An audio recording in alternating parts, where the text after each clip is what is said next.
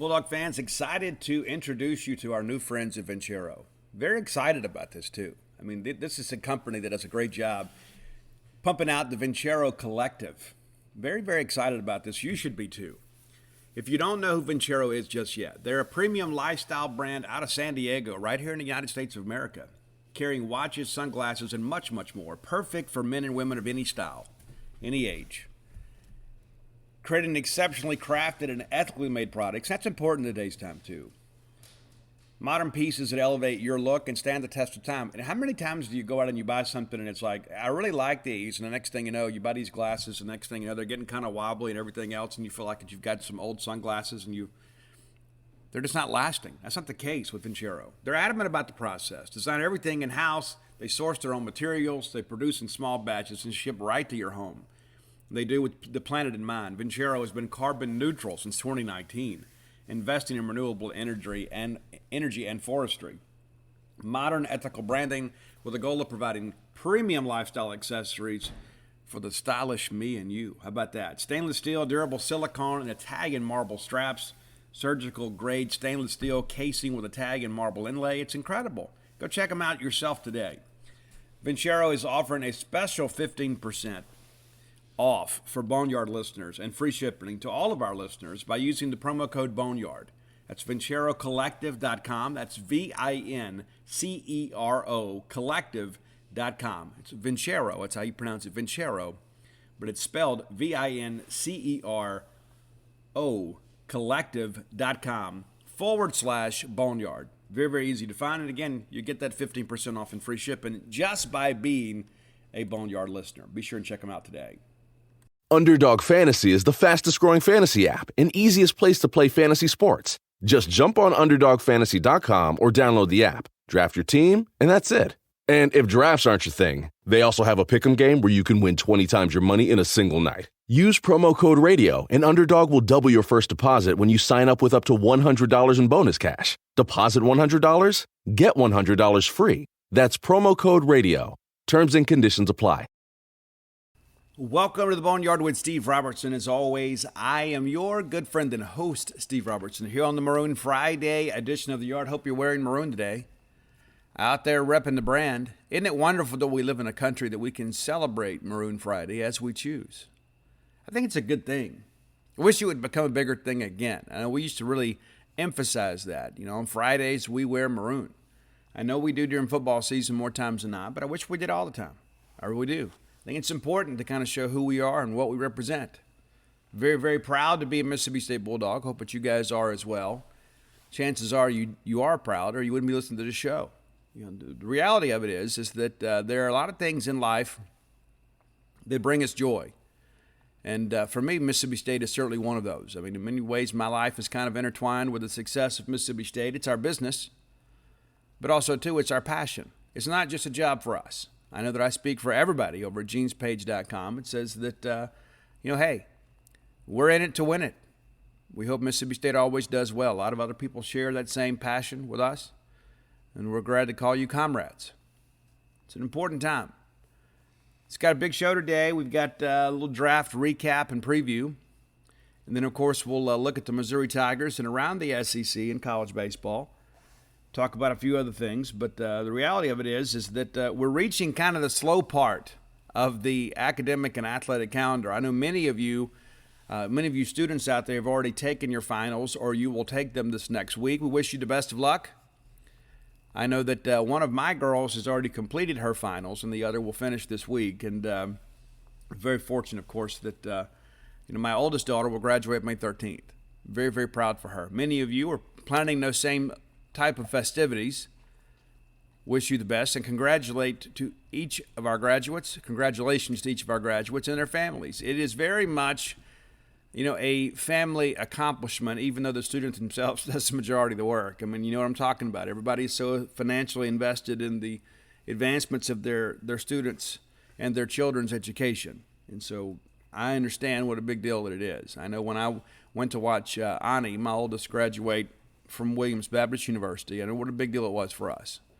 Really, really big deal. Really, really proud. And to be honest with you, of all of my kids, I was probably the worried most about him graduating. Not because he couldn't handle it academically, just because of the fact that once college baseball was no longer part of his life, I wondered, really how motivated he would be.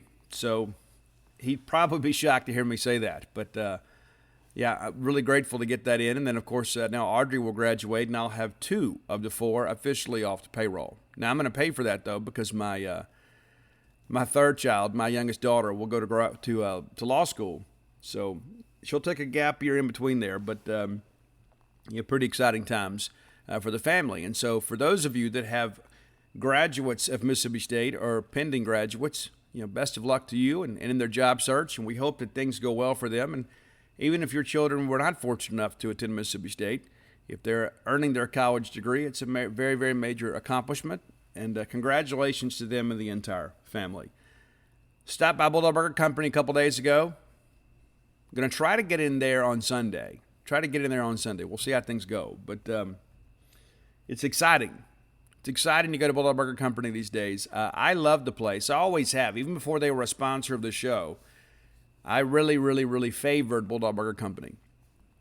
I like the variety of the menu. That's the thing. I go there more times than not for a great restaurant quality hamburger. Other times, I've got a hankering for something else. I like to eat fresh. Sometimes you just feel better. Your body just feels better. Or maybe you eat something fresh and maybe not quite so heavy. I love that BLT salad. I get it grilled. You may want it fried. I won't judge you either way. But they're both spectacular. Go by and check them out today. 3 great locations to serve you. University Drive here in Star Vegas. Of course, Gloucester Street there in Tupelo. And the new one, Lake Harbor Drive there in central Mississippi, the Ridgeland-Flowood area. Go by and check them out. You'll be glad you did. Bulldog Burger Company, the place where people go to meet. MEAT. All right, since we were together last, we have had the first round of the National Football League draft. It's become such an event. I remember being a young person, and the draft took one day. You sat down, you turned on ESPN, and it was an all-day event, which was fun. I kind of like it this way, too. You don't have to commit the full day to it. But the first round, they've made such an event of this. And it's good to see Charles Cross, who is the highest-rated offensive lineman in the history of the recruiting rankings, to sign with Mississippi State. And he comes to Mississippi State with a lot of expectations, comes to Mississippi State with a lot of notoriety, and he performs. He meets and in some cases exceeds expectations. He is drafted with the 9th pick in the NFL draft by the Seattle Seahawks. A long way from Laurel, Mississippi. But I don't think Charles is going to have any trouble getting back when he needs to get back. Charles is an outstanding young man, too, from South Mississippi, and has always had this humbleness about him. He is a guy, too, that has never really acted with a sense of entitlement or anything like that. You have some guys sometimes, too, that are superstars, and they're not approachable, and that just has never been the case with Charles. And so it's good to see good people have good things happen for them. And he and his family, of course, have been incredibly supportive of Mississippi State in their time as a part of our family, and they will remain a part of our family forever. But Charles Cross comes in as an outstanding job for Mississippi State and becomes the 15th Mississippi State Bulldog to be drafted in the first round. 15. What's interesting, too, let me give you a little draft history, too. Charles Cross, the highest pick as an offensive lineman for Mississippi State. And we've had several. We've had a good run of offensive linemen here in the last decade or so. Charles, number 1 on that list. So again, 15 first-rounders in the history of Mississippi State. Not a whole lot, but still a significant number. What's interesting, too, with Charles Cross's selection, Mississippi State has now had at least one player drafted in 13 consecutive drafts. That's pretty cool, too. There were times we just hoped the Bulldog would get drafted. Every year, it's become the expectation. Think about this for a second. You'd have to go back to when the current prospects were not even in school, not just high school, but in school, to find a draft that didn't feature a Mississippi State player. We're doing a pretty good job of identifying, recruiting, and developing potential pro football players here at Mississippi State. Now, of course, the best year for first rounders, and probably one of the best drafts in our history, was 2019. We had 3 first rounders that year: Jonathan Abram, Montez Sweat, Jeff Simmons. And speaking of Jeff Simmons, you may have saw his tweet last night as he finds out the news that former Starkville High School and Ole Miss wide receiver A.J. Brown is on the move. It's a trade and sign deal as A.J. Brown moves on to the Philadelphia Eagles to join Darius Slay. As Darius Slay comes out and says, hey, welcome A.J. Brown, but it's still Hell State. Love that. Before that, you'd have to go back to 2012. Fletcher Cox, of course, drafted by the Philadelphia Eagles in the first round. 2011, we had Derek Sherrod. Then 96, Walt Harris, Eric Moulds. So in the modern era, those are your first rounders. All those guys, too, highly recruited players. And so we go back and we talk about recruiting rankings. Do recruiting rankings matter? Well, yes, they do. They're only part of the equation. But obviously, the better players you sign, the better chances they have of advancing your program and then ultimately their personal goal, getting to the National Football League. So we're doing that with greater regularity. But we didn't have any other players drafted last night. We didn't expect that to be the case. Look at a couple things, too. I'm a Pittsburgh Steelers fan, and Kenny Pickett from the University of Pitt is selected as the only quarterback in the first round. And people have asked me on the message board, Steve, what do you think? I'm happy about the pick. I mean, we signed Mitch Trubinsky from Chicago as a free agent, and that had me thinking that this year was just going to be a dead year. I felt we needed to get a younger guy. Maybe Trubinsky can be the stopgap guy until Pickett's ready. But Pickett's a guy that is very familiar with the facility. He's from the area. And I think it was really about a comfort level. Pittsburgh had to go out and get a young quarterback, and then you begin to think, okay, well, who's available? It's not a great quarterback draft. And the chances of Pittsburgh, being able to wait to the second round to get a quality young quarterback, that I think that's pretty much non-existent. A lot of people thought Matt Corral would go to the Steelers at that spot. A lot of people thought that he or Malik would be the first quarterbacks taken. Pickett ends up being the only quarterback taken. And I'll be honest with you, I am a little surprised that somebody didn't take a chance on Matt Corral in the first round. And, listen, I was very critical of him as a young quarterback, and everybody has to mature a little bit. But there's been no denying Matt Corral's arm talent. The guy's very, very talented. His mobility is something, too, in today's game of football that is a real attribute to him. And so, well, there's some issues out of high school and early in his career at Ole Miss. There absolutely were. But apparently, that wasn't enough for him to overcome, and I think he will go today. There's no question about it. But a little surprised, really surprised. And I know some people are kind of taking some glee in that. And anytime that we can kind of go the Rebels is funny, but not at the expense of a young man. That's the way I look at it too. It's like this is a guy too. It's worked hard, and there is some humor, I guess, seeing the Ole Miss people melt, but at the same time, too, you wish the best for these young people, especially once they have graduated and moved on from the rivalry.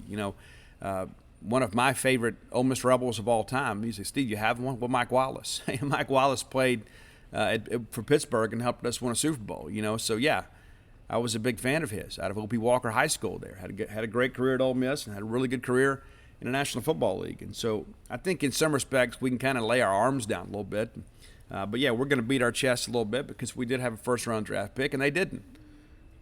But, interesting to say the least. But looking to today, I suspect that we'll have one player drafted today and one tomorrow. Martin Emerson, speaking with some of our coaches, they have had some teams basically say if he's there when we pick today, we're going to take him. Is he a second rounder? Is he a third rounder? We'll see. But we do expect Martin Emerson to go today.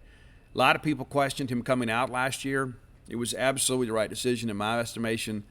I think that this is a guy because of his speed, his skill set, and the fact that he has been coached by Darcel McBath. And I don't know that is something that maybe our folks fully appreciate. Darcel was an elite college player and then hung around the National Football League for a while, ultimately moved to safety. But Darcel, a very polished player and a very good coach. And one of the things that he said when he first got here is that he felt like Martin Emerson would be a National Football League draft pick. When Deshae Townsend had kind of moved through here, Deshae had said it's one of the things that he looked for is guys to come in that had the potential to be NFL guys, not just guys that would be good college players, but to get guys that he felt could play in a National Football League. Now, I don't know that he delivered on that with us, and maybe it was too many years being in a National Football League.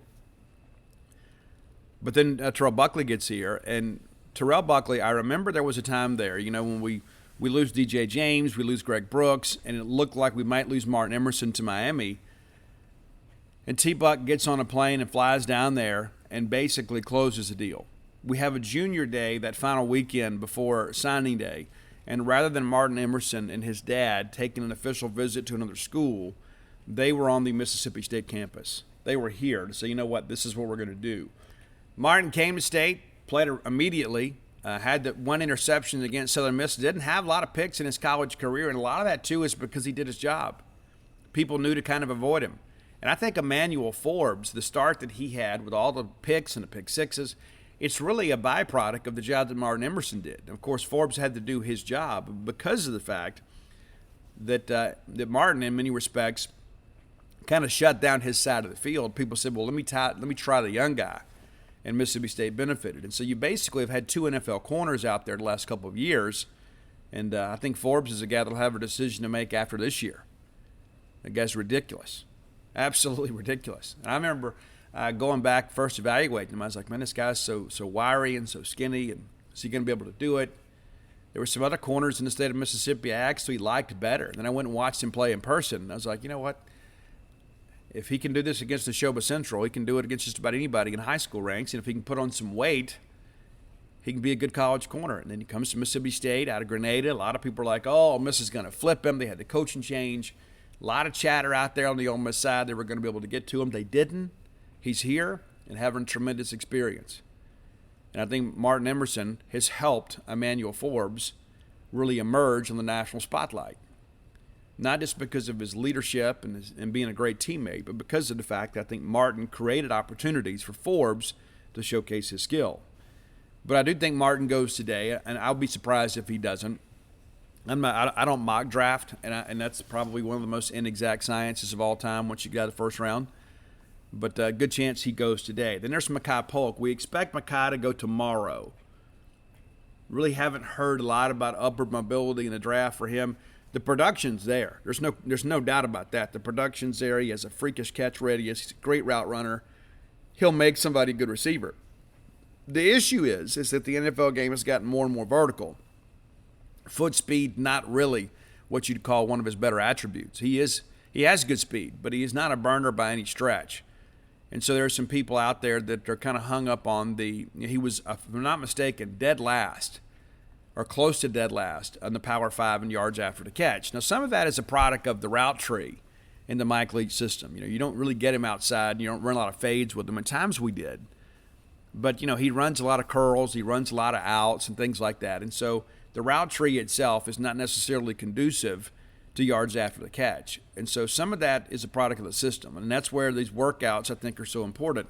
You go out there and show people what you can do really outside of the framework of your college offensive system. And so I do think he gets drafted. I do think it'll be late, though.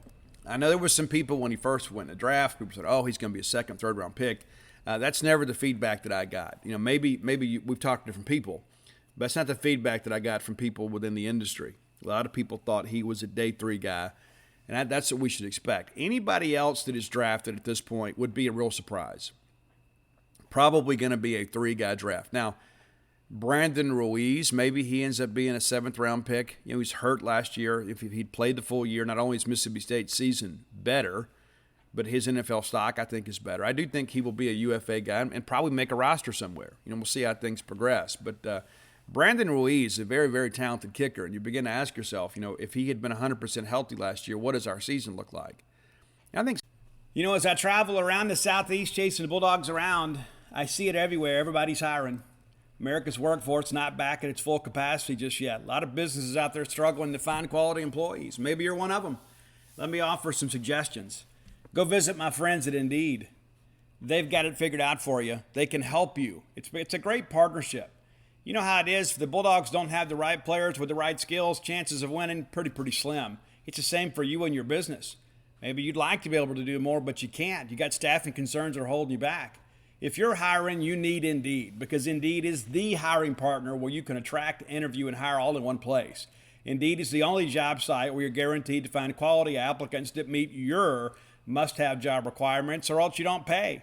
Instead of spending hours on multiple job sites hoping to find candidates that may work out, get some ones that you know will with the right skills. That you need one powerful hiring partner that can help you get that done.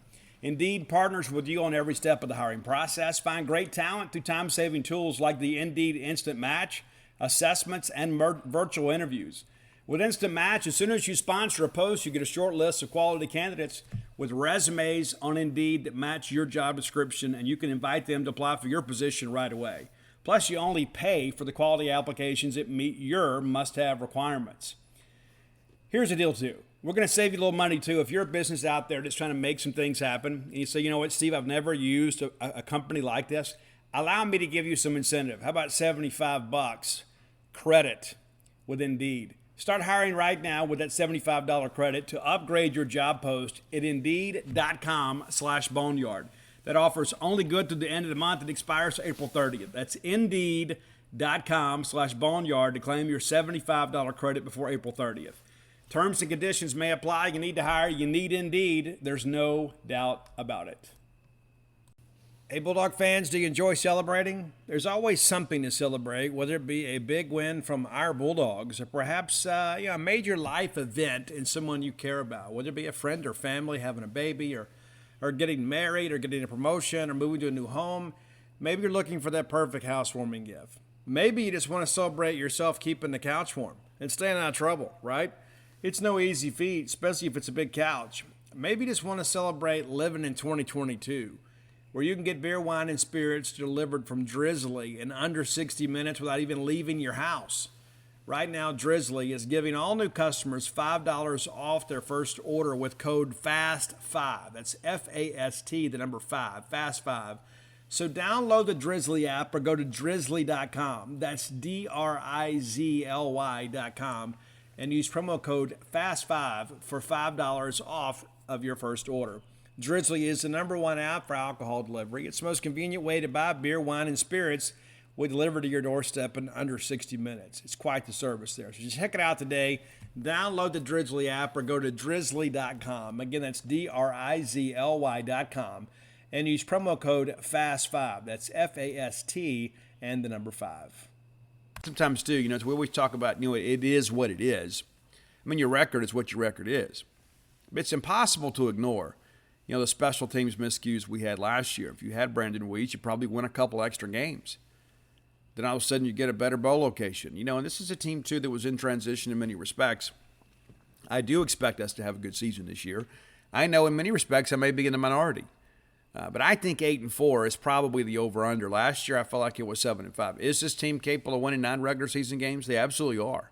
Are they capable of winning 7? Yeah, you better. You better believe it.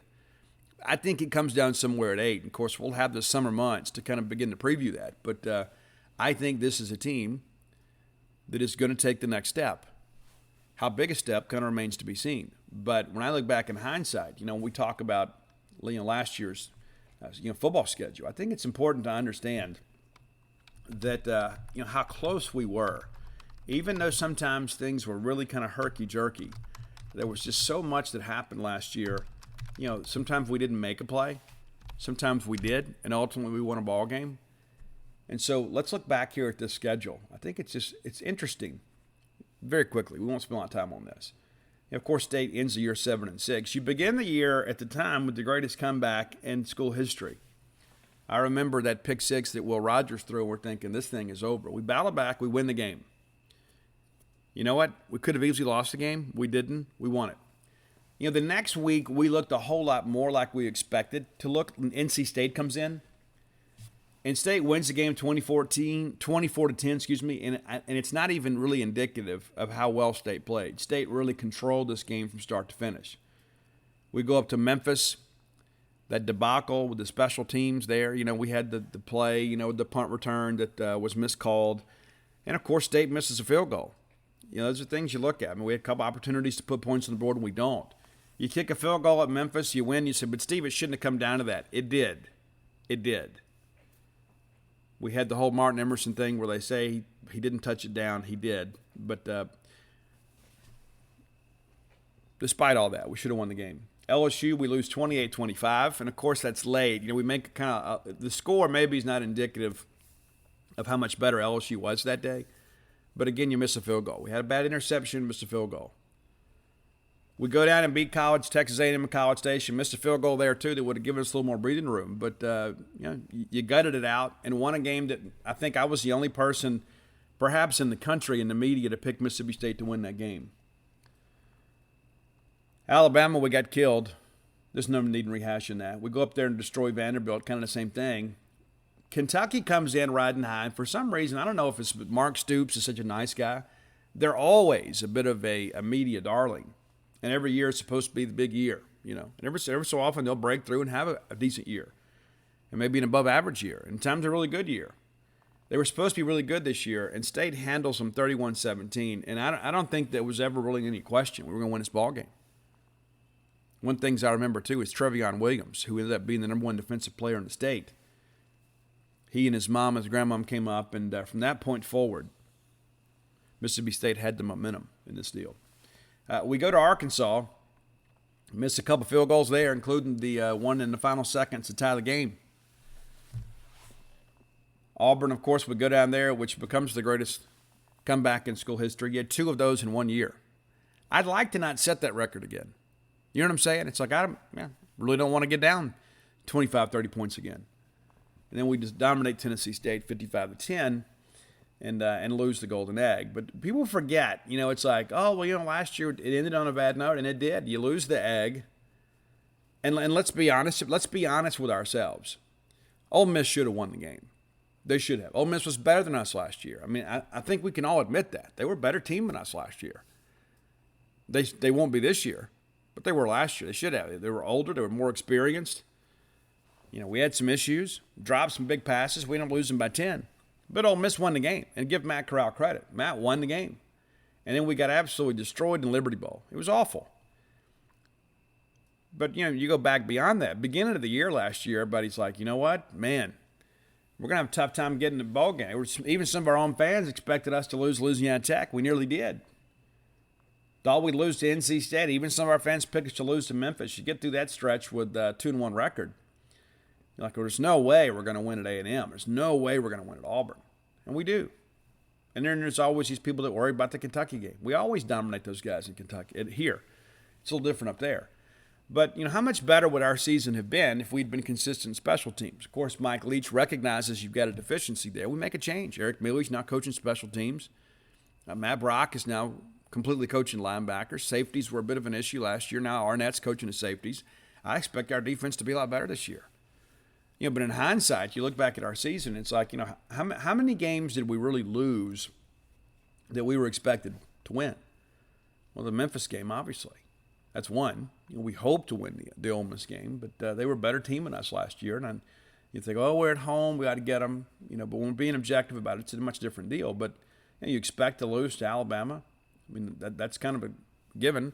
We'd hoped to win at Arkansas. But you give Sam Pittman a lot of credit. Those guys have played really well. We've actually had a pretty good run against them the last decade. But it was kind of their Super Bowl. They went out there, they had some intensity, and they did a great job. And Mike Leach and crew will get them back at our place this year. We've got to win that game. But hopefully you have removed the concern about special teams play. You go out and you get Massimo Biscardi. You go out and you get kickers, you get punters. I mean, we've addressed our deficiency, what we believe in that position group. You got new coaches, guys that are experienced. You go out and you get proven performers on the college level. You bring them in. Now a chance for them to compete in the SEC. And so that's what good coaching does. Good coaching overhauls personnel groups that are in bad shape. And that was the case last year. Field goal kicking cost us at least 2 games last year. There's no ifs, ands, and buts about it. So you address that this year, so maybe that's not the issue. Because sometimes it does boil down to a last-second kick. We got to be able to make that. I mean, how many times did we trot out a kicker last year after Brandon Ruiz got hurt? How many times did we trot somebody out there? And you guys feel, you know what? Hey, we're great. So outside of week 2, after we got through NC State, how many times did you say, you know what? Oh, yeah, we got it all. He's got it easy. Just didn't happen that way. I mean, our field goal kicking was absolutely atrocious. And so, again, a healthy Brandon Ruiz, I think, is a difference maker for this team. And now that he has moved on, now we need Massimo Biscardi. And I had a chance to watch him practice the other day, and speaking to one of our guys that watches him every day, said this guy has a repeatable delivery. Kind of like in baseball. He's like a machine out there. He just goes out there and he kicks it. Head down, boom. Step, step, kick, boom. We're done. And so watching the way that he operates, there's not this level of anxiety. He doesn't walk out there and it's like he's got to measure it up, take a deep breath. He's like a machine. He just walks out there, kicks it through. And if he misses one, he goes right back, kicks the next one through. Guy's very, very consistent. He wasn't a Lou Groza finalist for nothing.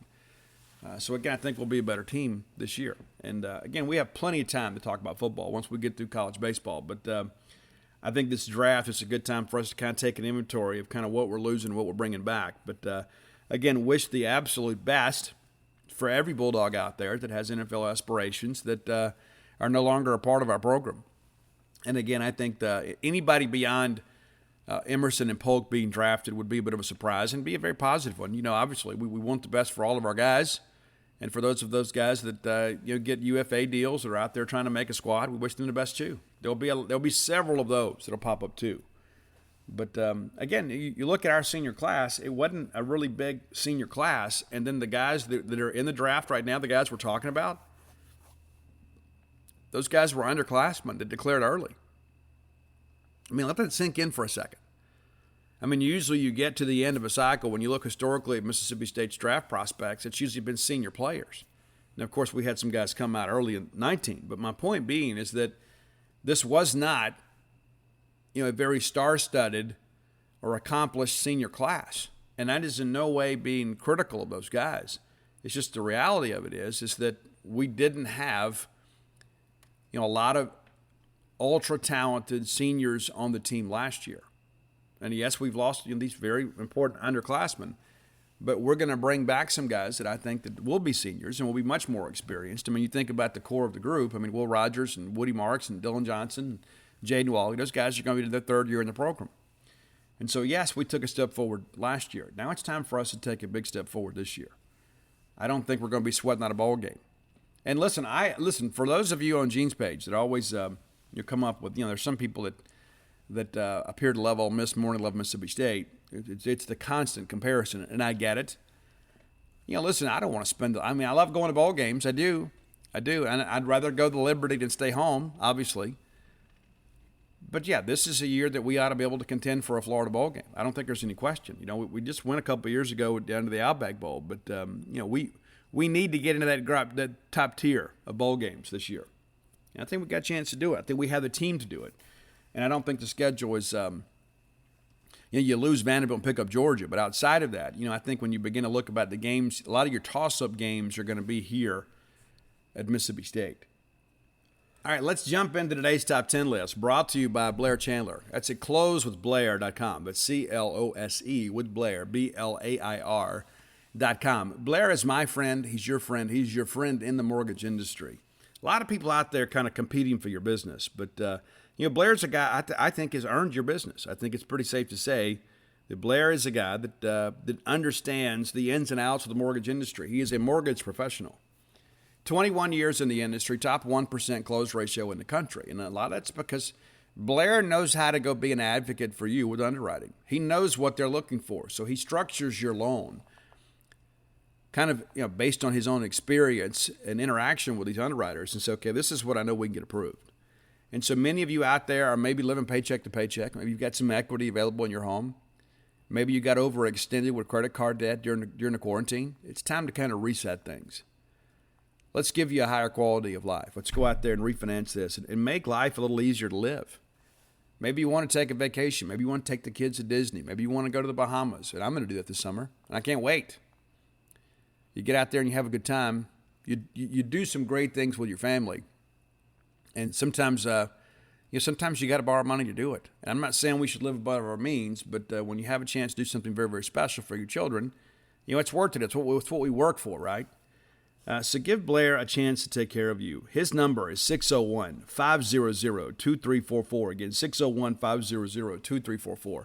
Visit him at closewithblair.com, and if you mention to him, whether it be by text or carrier pigeon or email, whatever, tell him that you heard about him on the Boneyard. And you know what he's going to do? He's going to pay for your appraisal. A lot of fees associated with getting a mortgage done, and he's going to make that a little easier for you to handle. Whether you're looking to buy a home for the first time, maybe you're just beginning this process and you don't know where to start. Blair's an experienced mortgage professional that can hold your hand and kind of guide your way through it. Again, that's closewithblair.com. Okay, so I listen to you guys when it comes to the top 10 list. You may not think that I do. I may not always act immediately, but I listen.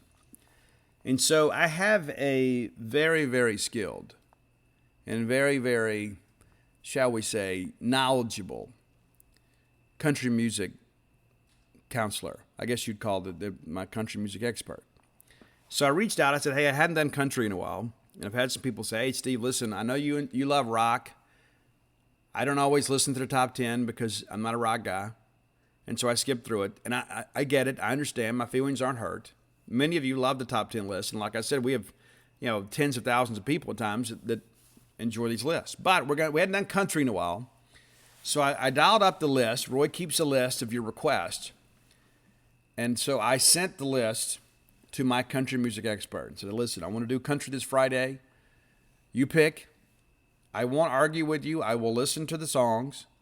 And after listening to the songs, and I know most of these because this guy's a country music superstar, I know all these songs, and I would have to agree with the order.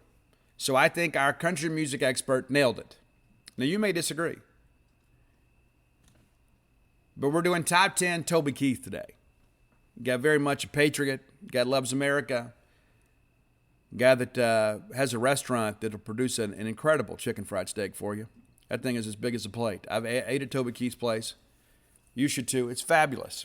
I mean, it's like putting your feet under mama's table when you go up there. So here are your top 10 at Toby Keith songs. And again, I want to get it right. So rather than me just kind of working my way through it and just kind of, I'm kind of familiar with that one, I go to the experts. I reach out to people and say, hey, here's the deal. It's the top 10 Toby Keith. Number 10, American Soldier. Right out of the gate, you hear this and you think about the military families out there, and this allows me and affords me the opportunity too to thank our men and women, our servicemen and servicewomen around the world that are protecting our freedom. It's a life that I would never choose for myself. And so I'm so incredibly appreciative and have so much respect for our military families, and not just our people in harm's way, but all the people back home that love them, that are sitting around praying every night and hoping they get a phone call or an email or a FaceTime or something just so they know that everything is okay. It's a life that I would never have chosen for myself. And so for those of you that are in the armed forces, thank you for your service to our great nation. And there are many times that we don't show the gratitude that you deserve. And to your families who are worried sick about you all the time, we love them.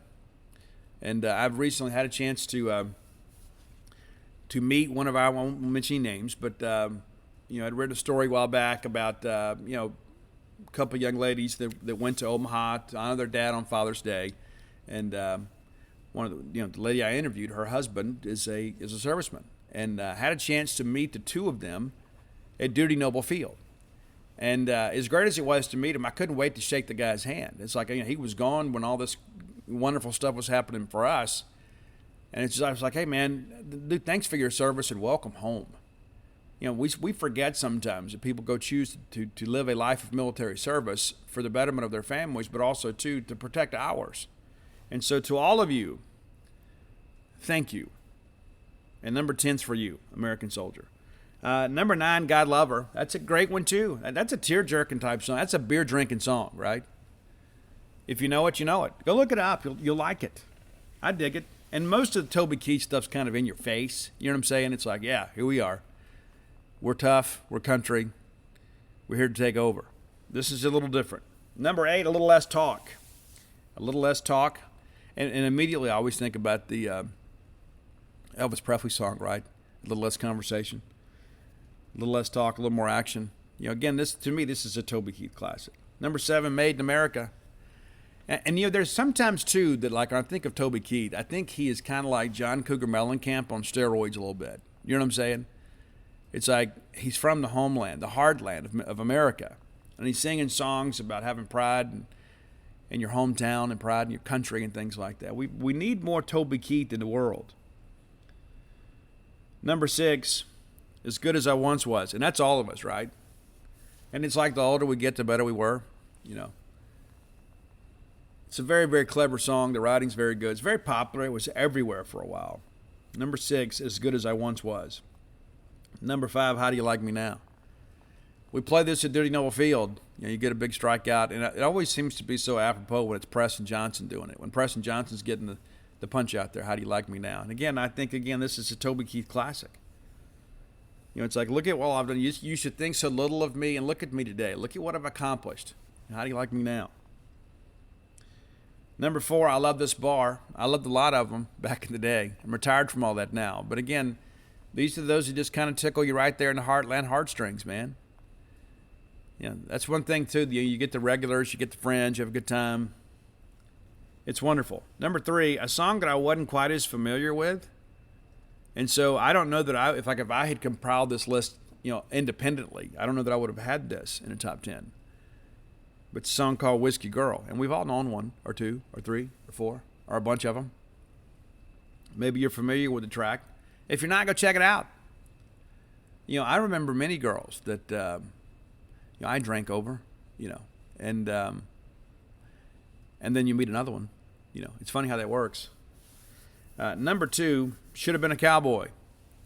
That's a great song. I mean, it really is. Whether you wanted to be a cowboy or not, whether you like country music or not, Should Have Been a Cowboy is a great, great song. And there were a lot of people who listen to that and say, you know what? That's probably what I should have done. And I'm a firm believer in chasing dreams. I'm a firm believer in being what you want to be in life. You'll never hear me tell everybody, you shouldn't do that. It's just, some of the best mistakes I've made in life have brought me some incredible fun and satisfaction. It's like, hey, let's go take a chance and do something. I've never really been one that tried to play it safe. Of course, when I got married and had small kids, I had to do that. I had to play the role for a while, And I think one of the things too, I look back to, it's so much of my life, and life is such a journey. I really chased as much excitement as I could at a younger age. It sent me to rehab. Got out, and at that point, I guess I was kind of scared of life a little bit. It's like I got to be careful out here. I can't do this, can't do that. And you get married, and you start having kids, and I didn't want to fly anymore. I didn't want to ride motorcycles, things like that. I just, you begin to think about, I need to be here to take care of them. When I've gotten a little bit older, and they're a little more independent. They're a little bit older, and they're, many of them are aging out of the house. I've just got one left, and I'll be an empty nester. I'm kind of looking around thinking, you know what, in many respects, when I was in my 30s and 40s, my life became their life. And that's what has to happen. You have to drive people around. You have to go to ball games, and that becomes the focus of your life. I mean, when my kids were much younger, Ani's baseball schedule and the girls, dance competition schedule, that's what life revolved around. And then occasionally I could squeeze in a Mississippi State game. And so as you get a little bit older, all of a sudden they start driving or whatever, and their interests change, or they become young adults. And all of a sudden you start thinking, well, what am I going to do with my life now? It's like I lived high on the hog, and then all of a sudden I kind of lived in a support role for a while. So, what are my dreams? What are the things that I want to do in life? And one of the things, and I will say this, and I don't mean this to come across arrogant or haughty in any way, I think one of the reasons that my children have been such high achievers is because they have seen their parents continue to chase things and continue to have dreams and to invest their time and resources in doing things for themselves, whether it be writing books or running marathons or things like that. I think that my children have, I think that we have patterned good behavior for them. And so I never wanted to be that guy to look back at life and say, you know what, I wish I had done this. I wish I'd have been a cowboy. If I wanted to be a cowboy, I'd be one. You know what? Even at this advanced age, I guess I could always go out there and give it a shot, right? But no, I'm not going to. But my point being is that I think sometimes when people get a little bit older and they think, oh, this guy's having a midlife crisis. Guys, this is who I've always been. I just didn't always have the hair. But I think it's important, too, as parents that we don't just sit around and feel like our life has ended because our children have left the home. I think there are things that we can do. I think we can kind of rediscover some of our interest. And, you know, I've had some big dreams, and many of them have come true, and I'm not done dreaming. You know, and so forgive me for the little the platitudes there, but that song kind of reminds me of that. You know, but number one, and I think this is an amazing one. I remember watching this when we had the Concert for America thing, you know, after 9/11, I guess it was. Maybe it was. And Toby Keith sings Courtesy of the Red, White, and Blue. And when he sings that, I felt that in my soul. You know, it's like, here's what we're going to do, you know. And a lot of people are like, oh, well, Steve, you know, fighting's never good. Fighting sometimes is necessary. It is. I'm a person that live in peace, but I tell you this.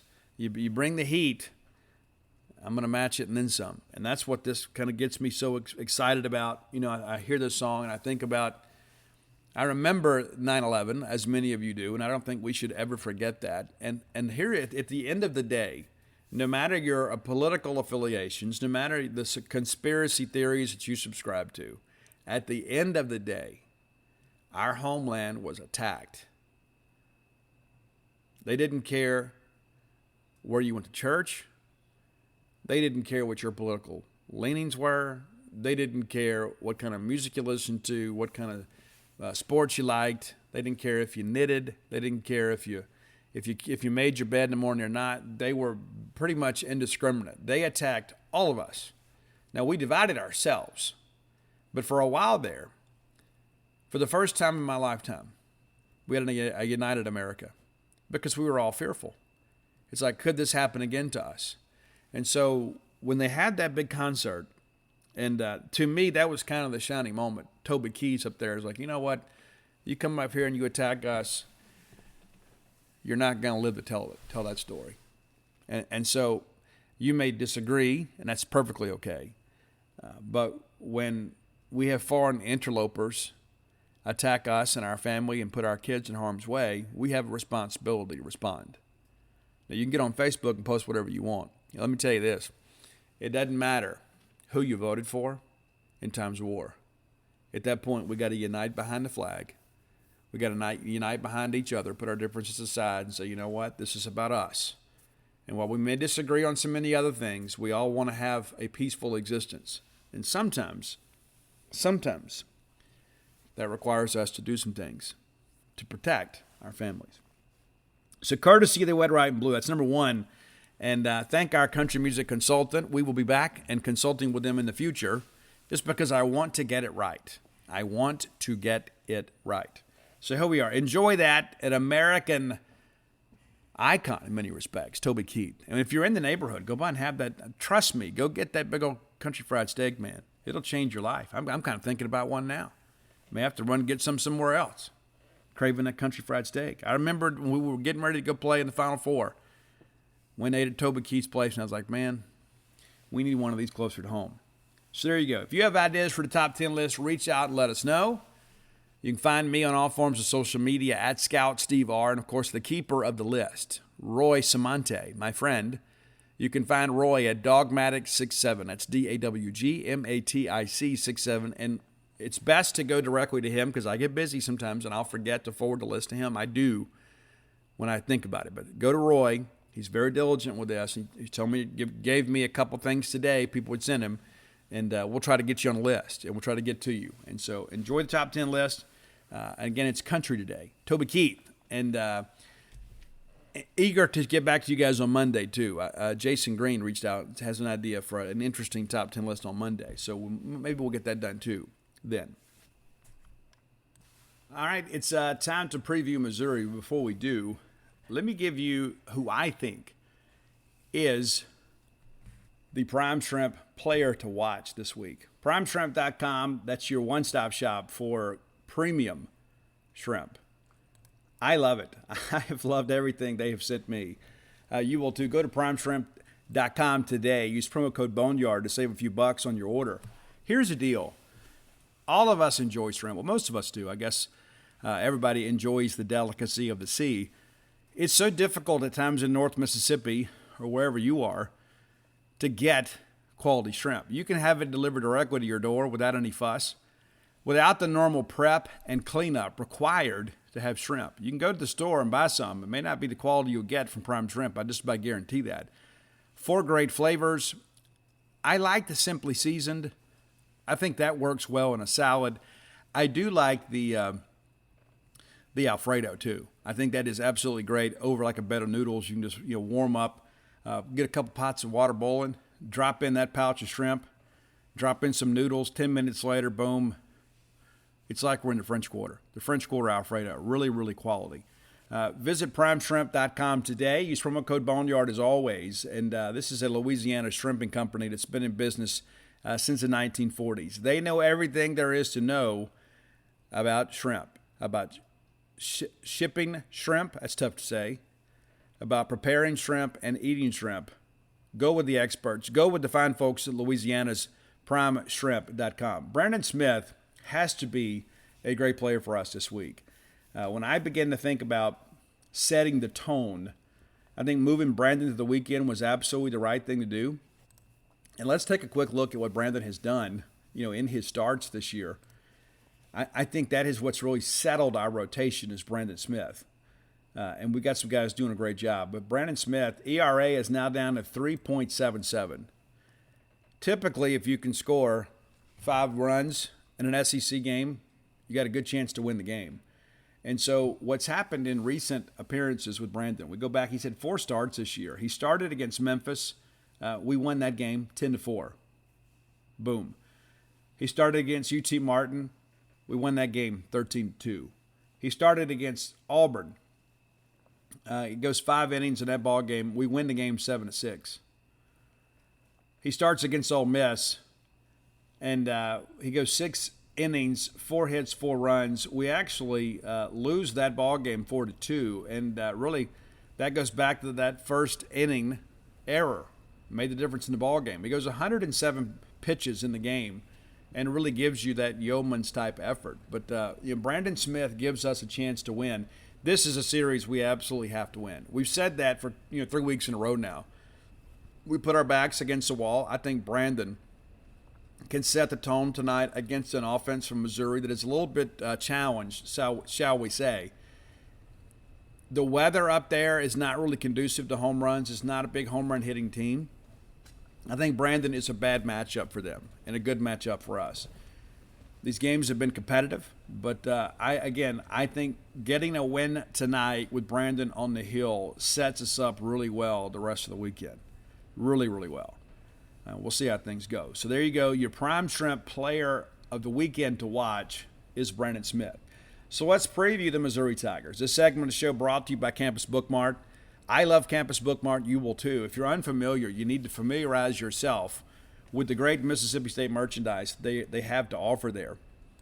I love the staff there. They'll treat you like family when you show up. And it's not just because it's me. When I'm there, everybody comes in and it's like, hey, welcome in. How you doing?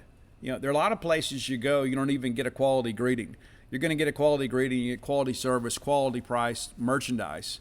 And if you can't make it to town, visit them on the World Wide Web at campusbookmart.net. And by being a loyal Boneyard listener, we'll give you a phrase that pays. That is BSR, which stands for Beautiful Steve Robertson. That gets you free shipping on all orders over $50.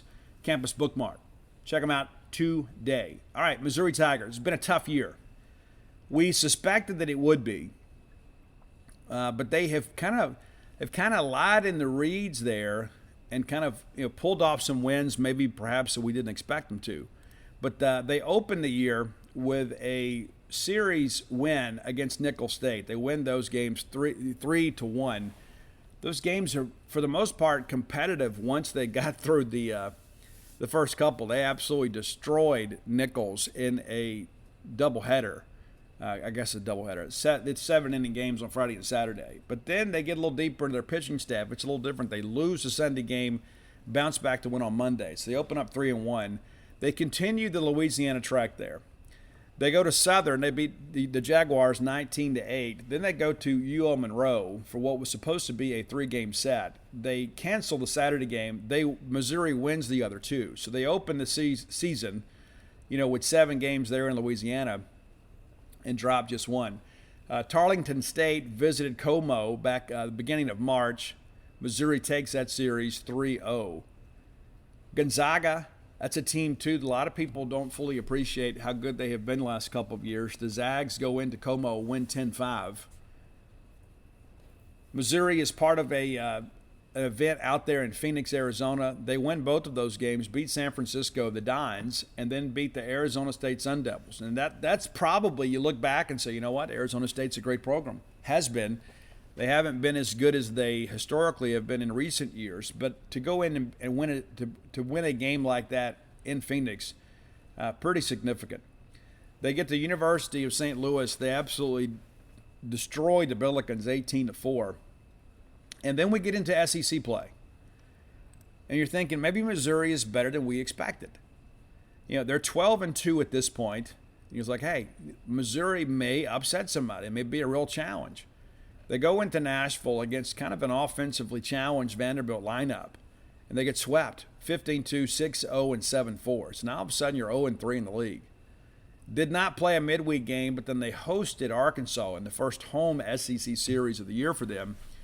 The Razorbacks get them 7-5 on Friday, and Mizzou with a 7-5 win on Saturday, and then they lose the game Sunday 6-4. Now, we know how good Arkansas can be, even on the road. Now, granted, it was colder weather back then, so the ball wasn't traveling as much. But all three of these games were competitive. And that's kind of been the case at Taylor Stadium this year. When you go to Missouri, you better bring a good effort.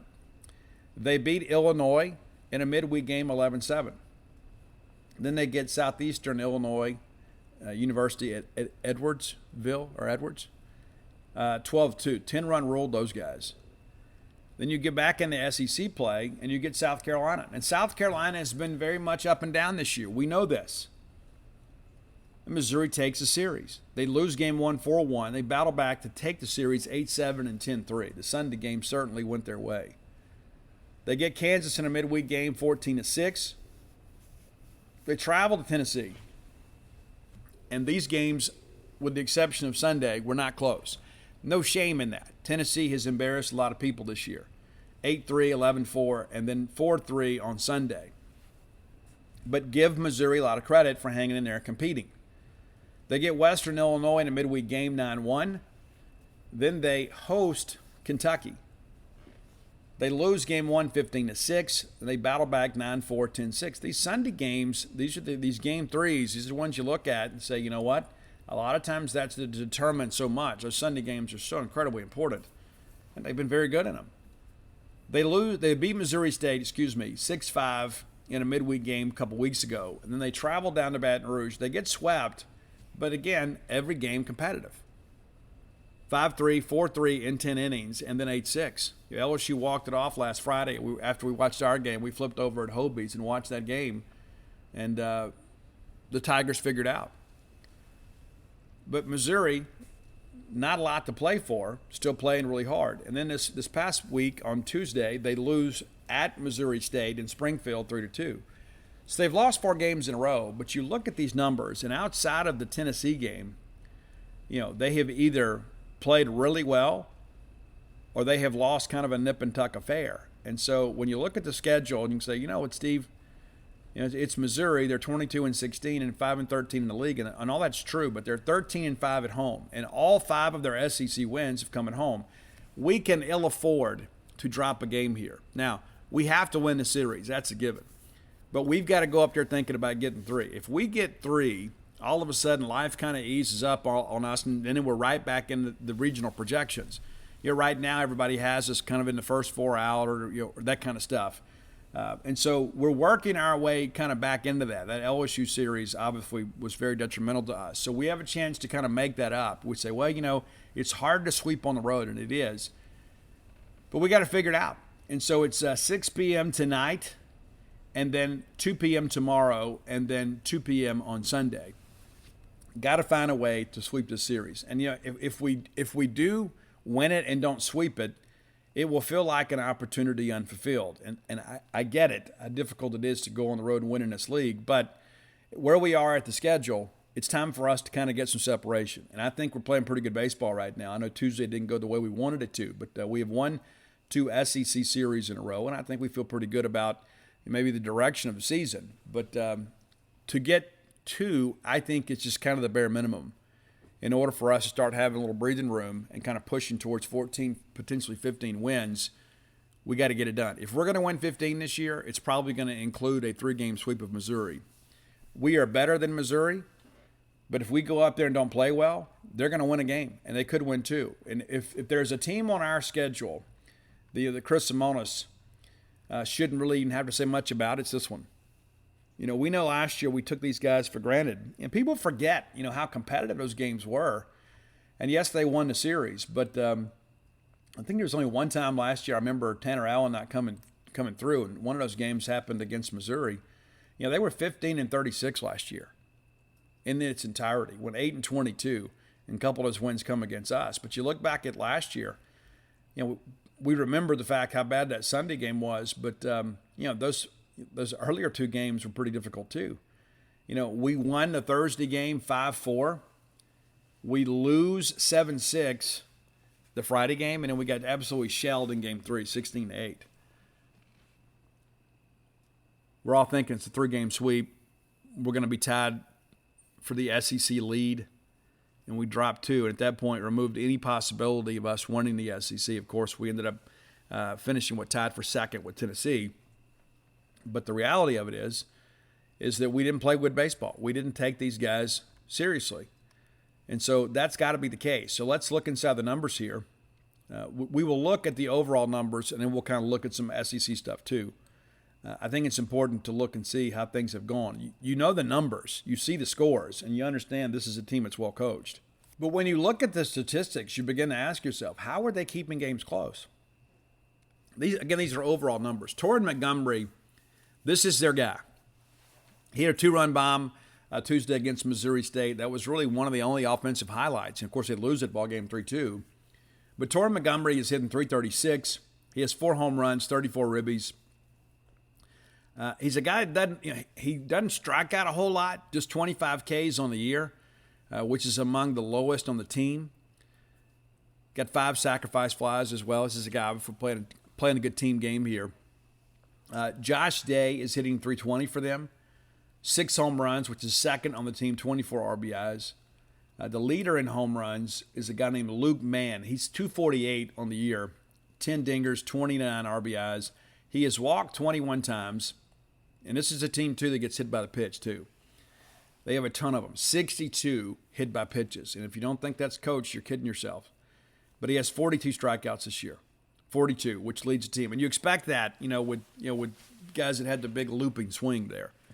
But it's interesting, all these hit by pitches. And we've got to be careful with that because they're looking for free ABs. They're looking for free bases. Fox Liam, or Loom, I'm not exactly sure how he pronounces it. We're going to go with Loom, I guess, Leum. Hitting .309. Has started 24 games for them, kind of a part-time starter. 25 hits, 3 doubles, 5 home runs. But as a team, you look at this and say, you know what, they're not a big power team. A lot of it's because of where they play and the weather in which they play in. But 38 dingers as a team. They've allowed 51. And 10 of those home runs from one guy, Luke Mann. So maybe you pitch around him. You got to be careful up there for sure. Nander DeSatis is a guy, too, with a great baseball name, too, hitting .309. Got a couple dingers, 20 RBIs, but he's another guy that finds a way to get on base. And you look at their on-base percentage, it's pretty competitive. Pretty competitive. 383. Now, what's interesting, too, these guys run the bases. They've attempted 58 stolen bases. They've been successful in 50. Okay, so we have a decent on-base percentage. We are getting hit by the pitch, and then we steal the bases. And you begin to see this is what we're doing here. We're not an ultra-talented team. We're going to try to manufacture runs. We're going to move runners. Ross Lovich, number 7 for them, is hitting just .259. But he's a guy, too, who's got 12 walks, and he's 11 of 12 in stolen bases, which leads the team. But this is a lineup that runs up and down the order. It's like you look at us, and we've only got a couple guys. All 9 of their guys have successfully stolen bases. And there's nobody you look at and say, hey, this guy is a problem for us. He's a guy that can't really run the bases. but everybody up there. And I just, looking at their regulars, Montgomery is 4 for 4. Day is 7 for 9. Liam is 2 for 2. DeSade is 3 for 4. Austin 3 for 4. Wilmsmeyer 7 for 8. Lovich 11 of 12. Luke Mann's 5 for 5. Morris is 2 for 2. And Pena's 3 for 5. They've even got 3 guys that aren't regulars that are 1 for 1 apiece. And so as a team, that is something that is going to have to be a big part of things. Logan Tanner is going to have to do a really good job holding runners, and our pitchers are going to have to keep them close to give Logan a chance to throw them out. This is a team that looks to run the bases. They do some hit-and-run stuff, but by and large, they just try to steal it outright. We got to make sure we're on top of that. It's a big, big part of things. And when I start looking at these numbers early in the week, I start thinking, well, where does this come from? Well, it's part of the Beezer system. It's like, hey, we're going to grind you out. We're going to get guys on base. We're going to get in a scoring position. We're going to stay out of the double play. Guys, they have grounded into just 13 double plays this year. 13. That's remarkable. And again, it's because of how they utilize runners. They stay out of those situations. It's pretty crazy to think about. When you have a team here that is kind of struggling to score runs, and their pitching numbers are not outstanding. But this is a difficult team. You can say, but Steve, they're 22-16. I get it. But I'm impressed at the fact when you look at this and you begin to wonder, okay, well, as a team, they hit 281, which is not bad. But when you get a little bit deeper in the numbers here, you realize they're not scoring a ton of runs. They're hanging in there and they're competing. They're grinding you out. It's not going to be a traditional baseball game. I mean, we're going to have to compete in all facets of the game. But, you look at this order. I mean, they got 5 guys hitting 300 or better. They do. Not huge power numbers, but they'll move you around. And so we're going to have to do a good job there. We're going to play well defensively. And again, I think Logan is probably a guy on the defense you look at and say, this is where the pressure kind of shifts. I don't know that we have faced a team that is quite as aggressive on the base pass as these guys. And again, how do you stay out of a double play? You got to get a second. And it's not like they're sack bunting those guys along. You only got 6 sack bunts the entire year. They're just out there trying to grind you out and get one. All right, let's look at the numbers here on the pitching side of things. And again, you look at this and you look at those scores from last week against LSU and you begin to wonder, okay, well, where's it coming from? They're getting good starting pitching. Now, the bullpen's quite an adventure, but starting pitching has been very good for them. Tony Newback's a guy that we'll see, 3-1 record on the year, 4.46 ERA. He's got 5 starts, 40 1/3 of an innings pitched. He's less than a hit per inning, just 33. Allowed 20 earned runs this year. He's 2 for 1 strikeout to walk, 43 and 20. Has allowed 9 home runs, which is a staff high, but opponents are only hitting .213 against him. And so you see a guy that's not getting a ton of punch outs. I mean, he's competitive. He's just over an inning per. But he's making you hit his pitch. And they're average defensively. But he is making you beat the ball on the ground. And, I look at the guy, too. I mean, 3 hit by pitches on the year, 2 wild pitches. And so he's going to be around the plate. We got to be disciplined, or it's going to be one of those ball games where we're sitting there, beating the ball on the ground all night long and hoping for them to make a mistake. It's just not going to happen. And again, he's not a guy that walks a whole lot. Spencer Miles is a guy that high hopes for this guy, but he has probably been a little bit underwhelming this year. 2-4 records, 6.50 ERA. 9 starts on the year, has 45 2/3 of an innings pitch, which leads the staff. He is a guy that you can hit. He is a guy that'll strike you out a little bit, but not going to give you a whole lot. But he's allowed 60 hits on the year. Opponents are hitting .323 against him. Allowed 33 earned runs. Almost 3-1 perfect. We're 41-16 here. Almost. And so he's a guy, too, that will give up the extra base hit, 11 doubles this year, which is the most on the squad, then 8 home runs, which is second. But, not a guy at this point that I think they can really count on. But we've got to get fat against this guy. We absolutely do. And, again, he has not been great. You get a little bit deeper into the schedule here and you start looking at these starts. Austin Marazas is a guy that's got 8 starts on the year. Austin Trosser has 6 starts on the year. and he's been really good. Trosser's 3-1 record with a 2.39 ERA, and again, he's allowing less than a hit per, and just 7 earned runs on the year. 20 Ks, 13 walks, opponents hitting 208 against him. You look at Marazas, he has got 8 starts. He is 1-2 with a 6.82 ERA, 33 innings pitched, which again, pretty nice workload there for him, but he's given up over a hit per inning. Also a guy that you're able to hit at 273. And so you look at those overall numbers and you look and say, okay, guys have been decent. Let's look at SEC play. This is where I think that you can kind of see, where things have gone, kind of what we're looking at here, how you feel about what we're seeing against comparable competition. SEC numbers have actually been worse than you'd expect them to be. They put a pretty light non-conference schedule.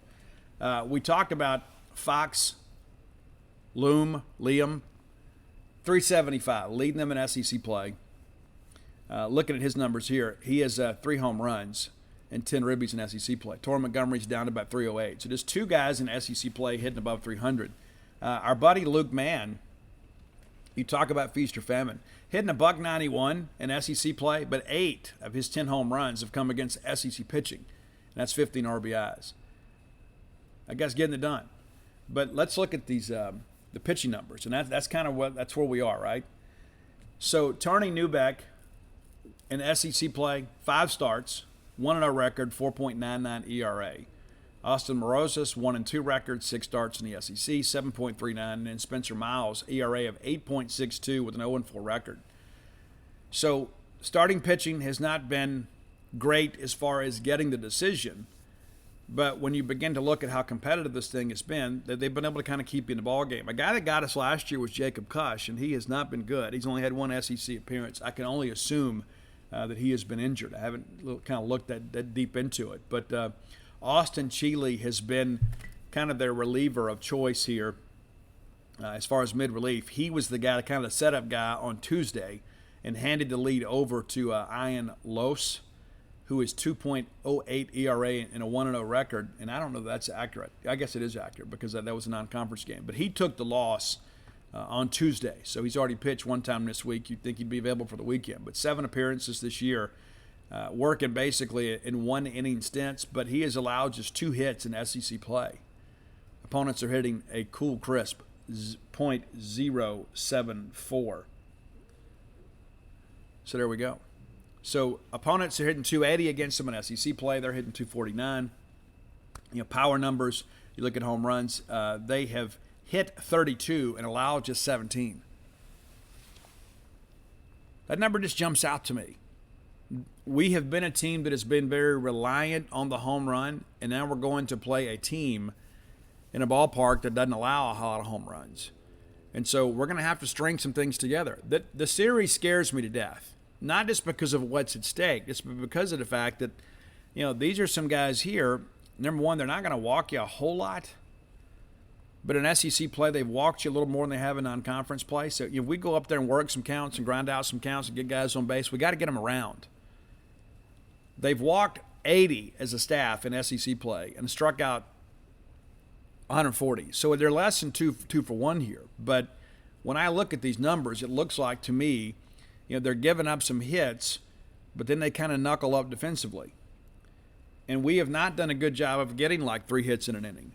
And so, this is going to be one of those hold on to your butt type weekends, because not only because of, we need these 3 wins, but this is a team that just kind of grinds you out on both sides of the ball. What are we going to do? How are we going to show up and perform? And you look at these numbers and you say, what, man, these ERAs are ridiculous. But then you look at the scores and you begin to ask yourself, well, where's it all coming from? You say, well, they've allowed a bunch of earned runs. They really haven't. In SEC play, they've only allowed 10 earned runs. They've given up 125 runs, and 115 of those are earned. Maybe it's just me, but I'm nervous. I'm nervous about the weekend. I'm optimistic that we'll win the series, but we're looking at bigger and better things, right? We're looking at an opportunity to go out there and win and get back and kind of remove some doubt about where we're going to be when it comes to SEC play. We got to get back in the mix here. We got to make up for some things that we missed out on. Now, defensively, 981, and their opponents are 983. This is SEC play, right? We're just talking about what they've done, against SEC play. So not a ton of errors there. Nander DeSatis has made 5, which is the team high in SEC play. They have committed 12 errors in SEC play. Their opponents have committed 11. So it's not like they're giving games away. So again, this is a very interesting team. It's like it would be so easy to look at it and say, Steve, they've only won 5 games. They're the last place team in the SEC. Well, when I hear that, when I think last place team in the SEC, I expect to see blowouts. I expect to see, pitchers that can't get people out. And then I look at some of these numbers, and I begin to realize here that, Beezer ball is it's a difficult undertaking. And you say, well, they beat Kentucky, and Kentucky's not that great. They won a game against Arkansas. And they competed and nearly won a game against Tennessee. And so if we think we're just going to show up and win 3, we're kidding ourselves. We are absolutely kidding ourselves. But if we are the team that we think we are, and we are the team we expect to be, we got to go up there and at the very least have a winning weekend. And we got to grind it out. And Jake Gautreaux, I think in many respects, the job that he has to do this weekend, to keep us from, swinging over the top of things. And usually when I see, guys like this that don't have a bunch of punch-outs and then the batting average against them is reasonable, that tells me we're going to see a lot of sliders. We're going to see a lot of breaking stuff. They're going to get us to try to get over the top and get under barrels. So we got to do a good job of identifying that. There have been a lot of teams that have been kind of pitching us soft too. There are a lot of teams that have been starting us the first pitch breaking balls, and we have this mantra, we're going to go out there and hunt the fastball. But when these guys are starting us with breaking balls, a lot of times we're already down 0-1. The most important pitch in all of baseball is strike 1, right? And so we've got to probably make an adjustment there. Maybe we go up there and sit soft. Okay, we're going to go up there and look for a change early in the count and be aggressive.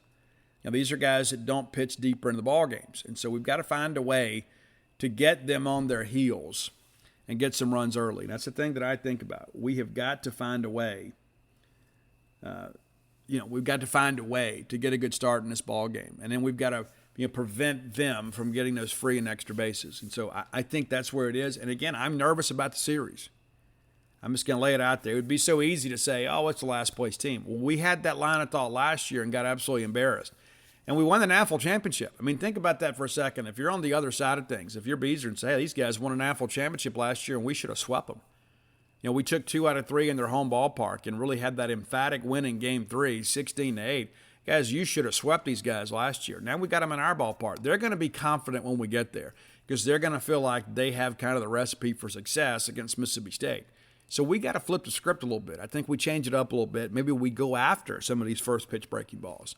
And we go after some of this first pitch off-speed stuff. Maybe we don't go up there looking for the fastball. And maybe the second time through they're thinking, they've adjusted. Let's challenge with the fastball. Because, it's all a chess game. And I think Brad Cumbus is a guy that is absolutely murdering the baseball. I had somebody tell me that first line out he had in Game 1 of against Ole Miss on Tuesday, in the Governor's game, 112 miles per hour in that big ballpark. So we're going to have to get out there and play well and put some balls in play. I don't think there's any question about that. So, again, I expect us to win the series. I don't think it's going to be for the meek at heart. I think it is going to be a very, very challenging series for Mississippi State. All right, final segment of the show. Let's look around the SEC. This segment brought to you by the fine folks at Portico. I've told you guys before, if I was moving to Starkville now, I would move to Portico. Portico is a great residential development just on the outskirts of the Mississippi State campus, just 1.1 miles away from all things Maroon. You've always wanted to have a place in Starkville. Now's the time. Give our friend Brooks Bryan, Brooks Bryan, former Diamond Dog, give him a call, 601-416-8075, 601-416-8075. He's your point guy here, right? You need information, say, I've always thought about moving back to Starkville, or maybe I want to have a retirement home in Starkville, or perhaps a second home that maybe transitions into a retirement home someday. Maybe it's an investment property. The reality of it is Brooks can answer all your questions. Portico, the newest in construction, very, very conveniently located at campus. Easy to get to. You turn off of 82 on a 12. The very first right is Pat Station Road, and boom, there you are, your new home. And you already got a bunch of neighbors there already living a high life. Phase 1 completely sold out. Phase 2 under construction now. You can have some say in that. You can pick out your lots. You can pick out your house plans. You can say, hey, this is what we've always wanted. We've always wanted to be back in Starkville. Maybe that's the dream, to be able to be there for all the sporting events. And maybe it's a place, too, you think, you know what, hey, my kids are beginning to scatter a little bit, but they always come home for the ball games. What if we had a place in Starkville that kind of became kind of our family retreat, that everybody can go and use that home and come enjoy the ball games together as a family? I think it's a wonderful idea. Be sure and check them out today. And again, make Portico your next move. All right, we had a couple of SEC baseball series get underway last night.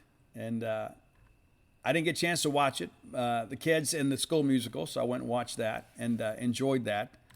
And try to keep up with the draft on the phone, which I know is probably a little bit rude. But when he wasn't on stage, I peeked at the draft. All right, so South Carolina, a big win for the Gamecocks as they beat Alabama 6-5. Carolina jumped out to a pretty good lead there. Alabama battles back and ties it, and then South Carolina finds a way to win the ball game there. A&M goes to Vanderbilt, wins that game 5-1. That A&M series now, to me, that even adds more importance to this evening, right, this weekend for us. A&M is getting better. We knew that they would probably be a better team than they were a year ago. They're better. Now, I don't think Vanderbilt is a very good measuring stick. I've told you guys from the beginning of the year, I think this Vanderbilt team was incredibly overrated. And some could say the same about Mississippi State. But Vanderbilt, really, really not what Vanderbilt has been. And I think in many respects, people say, well, Vanderbilt will be back. I think a lot of people are kind of figuring some things out about Vandy.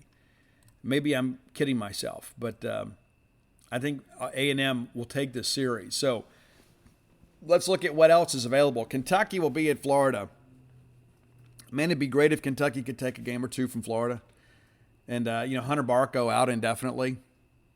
I haven't heard if they're going to try to give him an opportunity this weekend or not. Florida really beginning to fade. Really beginning to fade. Would really help us if Kentucky can win the series. I don't expect it. I don't know that Kentucky's got the juice to do it, but Kentucky will be at Florida. Florida probably wins the series. I'm going to pick Florida to win it 2-1. Auburn is at Tennessee. We have beaten Auburn 2 out of 3. I would love for Auburn to find a way to win a game or two here just because it helps us in the RPI. But also, too, we're going to get a chance to play Tennessee too. But so in any way, it kind of works either way. But you'd like to have the team that you win have the higher RPI. But I don't know that we have a chance to beat Tennessee. But Tennessee playing exceptionally well. A&M back at Vanderbilt. I think with A&M taking game 1, I got to take Vanderbilt to lose the series. I think A&M will win this series at Vandy, which really puts them in a great position. A&M ranked for the first time in a long time. And again, pitching really well. They pitched it great last night. Look at the numbers. You can see it. Alabama at South Carolina. I like Alabama to challenge back today. And we don't play South Carolina, so we need Alabama to really take the series. Again, it helps the RPI.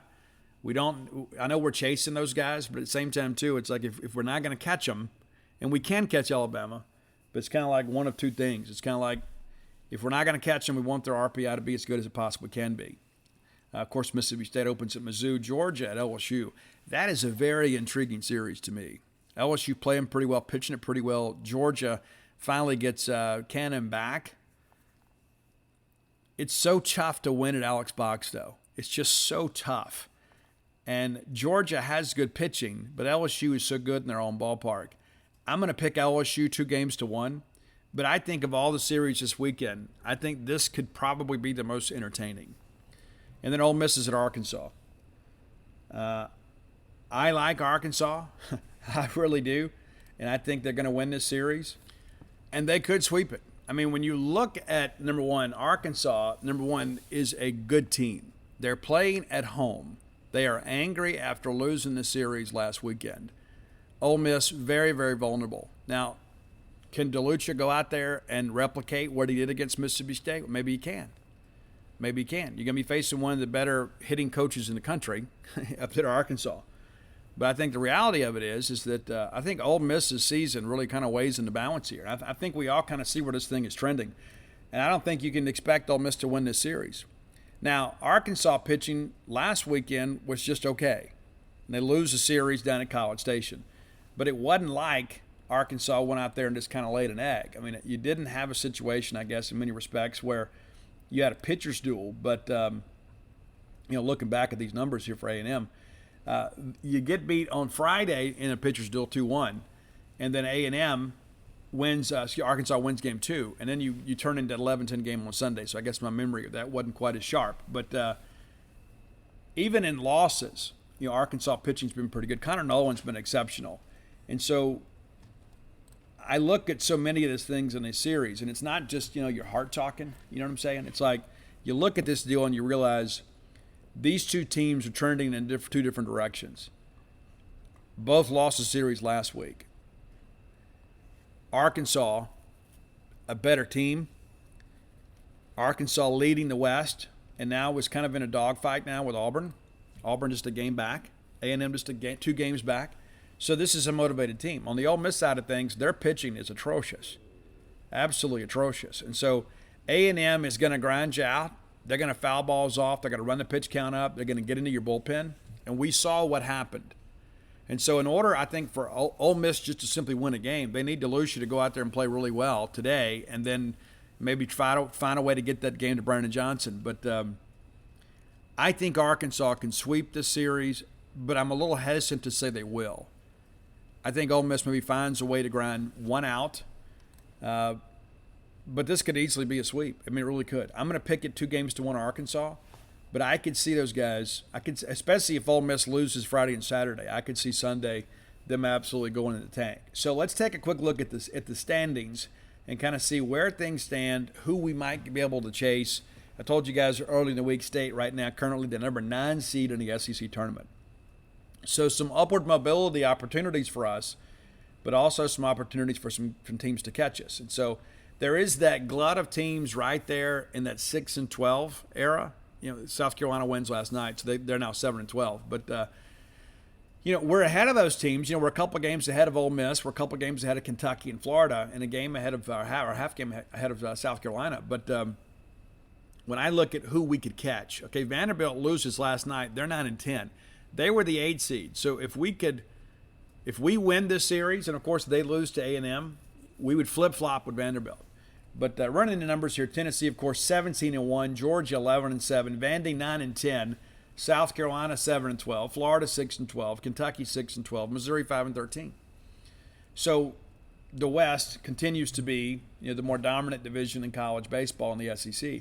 Let's take a look at the West. Arkansas 12-6, Auburn 11-7, Texas A&M now 11-8, LSU 10-8, Alabama 9-10, Mississippi State 8-10, Ole Miss 6-12. So you look at this Alabama-South Carolina thing, Alabama's a game up on us on the win column. So, we could catch them. We could. And then all of a sudden you catch them, and you catch Vanderbilt, all of a sudden you're creeping into the top half of the league. And that's the thing, too, when you begin to think about these SEC wins. The SEC generally gets 9 teams in the tournament, sometimes 10. I don't know that it's a great year in the league. I think there's a lot of parity in the league. I don't know there's a lot of great teams in the league. And so that helps us in some respects. I think we can climb the ladder a little bit. We're going to get some help around the league. But when you begin to start thinking about seeding this tournament, we have to be, I believe, in the top half to feel comfortable. I think you've got to get to 14 wins, finish in the top half. I think at that point you can kind of feel like, okay, we're probably getting in. You get to 15, I think you're definitely getting in, which again makes this weekend so important. You got to find a way to go get it. And again, there's so many series that are going to be splits around the league this weekend. I think, Tennessee has the possibility of sweeping. I think Arkansas does. And I guess theoretically everybody does. A&M, I could get Vandy, and wouldn't that be huge in many respects? Of course, we're trailing A&M. We've got to go play those guys. But, it's still such a pile in the middle. We just got to go take care of ourselves. We're going to get some help around the league. I don't think there's any question. I think when you look at the numbers and you begin to think about, who's out there and what everybody's got left to play. I mean, we've got 4 weekends left. We've got 12 SEC games left to play. And we've got to do no worse than 500. I think we can go 6-6 and make the tournament. When I begin to look at this Mississippi State schedule, you start, okay, well, where did the 6 wins come from? Well, obviously, if you get 3 this weekend, that makes life a lot easier. But let's say you get 2. Let's say you get 2, then you got to get 4 the final 3 weekends. That's not going to be as easy as it sounds. Because when I begin to look at this deal and start thinking, okay, all right, so let's say we get 2 this weekend. Then we get Florida coming in. Well, you got to win that one. You got to win that one. Well, then that gets you 2 more. All right, well, you got to find 2 somewhere else. You got to go to A&M, who is playing their best baseball of the year, and then you got Tennessee coming in. Can you split? Can you get a split in those two series? Well, if you can, I think you're in the dance. But that's kind of where we are. Is anybody at this point, are you expecting to win a game against Tennessee? And that's not necessarily an indictment of Mississippi State, but the way Tennessee is playing, I mean, you expect Tennessee to sweep every weekend. And this is an historic team. Done a tremendous job there. So, no, I wouldn't expect that. So then that puts you in a situation basically where you have to win these next three series. You'd have to win Missouri, Florida, and A&M to get to 14. That's why sweeping at Mizzou this weekend would certainly make life so much better. Because then all of a sudden you think, okay, we sweep Mizzou. We got to get 3 somewhere. You feel confident about getting a couple against Florida, and then you can get a split at A&M. Well, you've already gotten your 14, and you're going in to Tennessee and just hoping to get one to get you 500. But if we lose this series this weekend, I hate to talk about what it could mean. It's that important. And you always say, well, the most important game is the next one. And all that's true too. But we're not going to play a lot of inferior opponents the rest of the way. And again, to be fair to Mizzou, even when they have been outclassed with talent, they have still found a way to make these games competitive. So we got to go out there and play our best baseball of the year this weekend. And then we'll reassess come Monday and see where we are and what's left on the table for us. And those are the things that I think about. It's like, there's a lot of moving parts to all of this. We can't wait for somebody else to lose to put us in a good situation. We've got to win ourselves into a better situation. I'm excited about it. All right, so just so you guys know, too, I will not be in Columbia, Missouri, and I hate that. I really do. I hate missing. But just come to find out, too, I actually had some car trouble this week, too. And so maybe it was just kind of meant to be. I will be in Vicksburg, Mississippi from 1 to 3 tomorrow at Lorelei Books. So I'll be kind of keeping up with the game there. But also, too, we'll have an opportunity to kind of meet and greet there at Lorelei Books. I haven't been there in a couple of years. Looking forward to getting back. It's Lorelei Books in Vicksburg, Mississippi from 1 to 3. It's going to be a book signing. You can buy books there. To have all of my sports books there. If you can't make it to town, let me encourage you to order at dogpilethebook.com. That's DAWGPILE, thebook.com. And all of my sports books are there. And while you're there, you can pick up a copy of the turkey book, too. I didn't write it, but we're helping promote that book. And so if you're looking for Father's Day and you got turkey hunters in your life, be sure and order those. But you can get signed and personalized copies of all my books there.